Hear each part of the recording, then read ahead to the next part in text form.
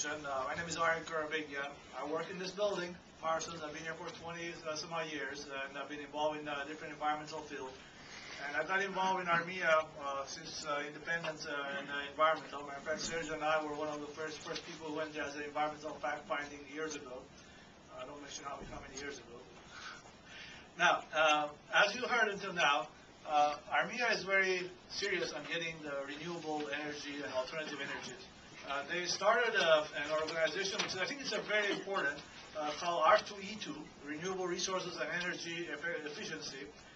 And they are looking at different areas. The study that Canal did is part of that 4 studies they're doing. That was one of them. Bioethanol is another one. They're doing geothermal right now, and the wind was another one of that. And they're getting their funding from the World Bank. It was a tender, and it was won by these companies called, which are 2 U.S. companies, and DHT is an Armenian company, which they did the study last year about possibility and feasibility of using bioethanol in Armenia. Now, before going to Armenia, let's quickly just go over what are we talking here. Now, you probably, in California, we don't have much of a bioethanol. We only have about 5% mixing with our gasoline because they took the MTDB out of it. It was getting water pollution. So they had to put the ethanol in. It has higher octane, but per gallon has less energy than gasoline. But if you go to Midwest or East Coast, you'll see this sign there in some gas stations which says E85. That means 85% of what you get pumping in your car is ethanol. Now, Brazil is the only country which goes to E100, and that's 100% ethanol, but they have the special cars. Normal cars will take up to the 10%, 15%, but after that you have to flex car to take it in. And that's why right now we don't have much of it around here. And of course it's produced from sugar and starch, and that's why it's renewable, because those are things which we can grow. Well, again, it's going back to what Canelo also mentioning, why we have to go to renewable, because we're going to be running out of the fossil fuels. I mean, there are only a certain amount of it, and some people have it, not everyone has it. And of course, security, we already talked about that. Price, you all know, goes up, doesn't go down. And of course, the same thing as doing the economic development of rural areas where the farmers are, and we want them to bring it up and get some job for them. And of course, again, back to the environment, global warming, we're all aware of that, and we need to get that improved. Now, why is this ethanol good for global warming?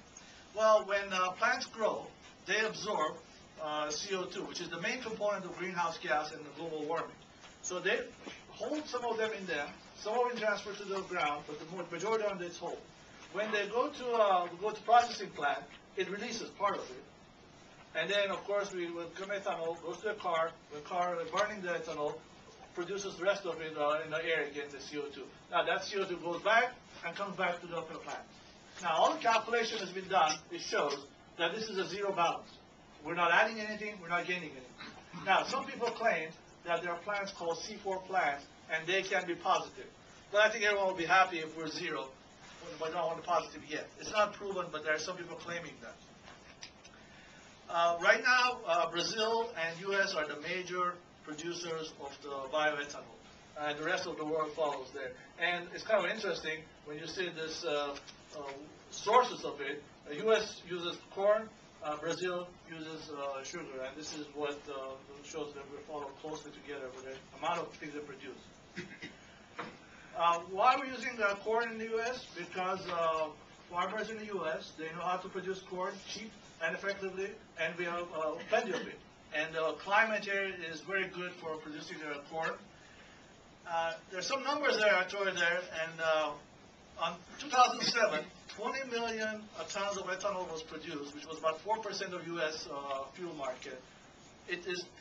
We're going toward 5 or hopefully 6%. And that was only 18% of corn production. So a lot of time you hear about this food versus fuel, and people claiming that rich countries want to take the fuel, their SUVs, and the poor people don't have anything to eat. That's pretty much, it's a propaganda, most of it is not reality, because the numbers don't justify what they're claiming. Right now in the U.S. there's about 150 ethanol plants, and they keep building it. versus Brazil uses sugarcane because they're more tropical, they're more suitable for that, and they're of course a major sugar production, and they know how to do it. Now, interestingly, they're the lowest cost producers of the ethanol. Now, the reason is when you produce ethanol from corn, whatever is left, it's a good product for animal feed. Because when you take the sugar and starch out of it, but protein is there. So you can feed that to animals. That's what you want, because that's what makes them fat, and you can sell them quickly. What happened to sugarcane, whatever is left, you can use that to burn and create more electricity and steam for your plant. And that's why Brazil is the cheapest one. They're able to get this very cheap. Now, as I said, food is always an issue. That's why now different countries and different places, they're looking for an alternative. And what is it, what can we use which is not food anymore? Now, there are things like sorghum is one, Jerusalem artichoke. I will get back to that. That's what we're doing with Armenia. We were looking at it. Sweet sorghum is another good possibility. And there are some other ones too. So everything which has on it starch or sugar can be used. But again, we want to be careful not competing with the food. I mean, none of these are major food items. Not yet. Now, but the trend is to the future is second generation ethanol production. And that is where it's going to be from the wood and the straws and everything else which is green. And that's called cellulose procedure. That's about 5 years from now. I mean, matter of fact, NREL is one of the things that are doing it. Canadians are working on that. Russians are working on that. And that's coming, but it's not there yet.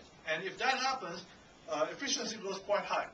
From the corn or from the sugar, we put 1 unit energy, we get 1.3 out of it. From the celluloses, we put 1, we get 1.7 to 1.8 out. So you see how much of a difference is how much more energy we're getting with the energy that we're putting in. So on the background, now let's talk about the study that we did for Armenia. Again, this was a study which was completed last year. It was a pre-feasibility study, and as mentioned earlier by Deputy Minister, we're going to go and do further detail. They're in the process, and the government is taking the next steps on that. The issue is to create greater security and supply.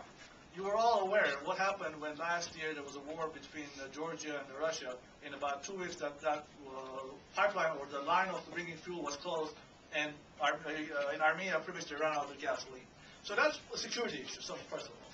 Second, there's an employment issue. Right now, most of the people from the villages are moving to Yerevan or other major cities, and you want to keep them there. Keep them there what? Produce something that there's a market for, and this is going to be for them. It was interesting. We always kind of claim that we don't have enough land. Armenia does not have enough land. We have a lot of stones, no land. But when you look at the numbers, it'd be amazing that in some marzas, only about 35% or so used, in some places higher, but a lot of land which can be used is not being used right now. So this is another option that can be used. Also, Armenia has a huge area, about 30,000 hectares of saline soil in Ararat Valley. If we can use that to produce some raw material for ethanol, that would be great.